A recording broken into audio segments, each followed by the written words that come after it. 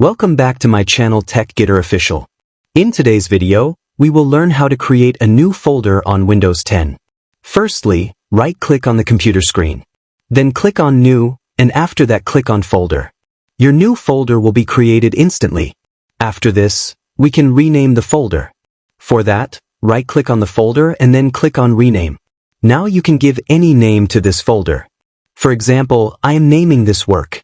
Now open this folder by clicking on it. You can see that it is empty. So let's create another folder inside it.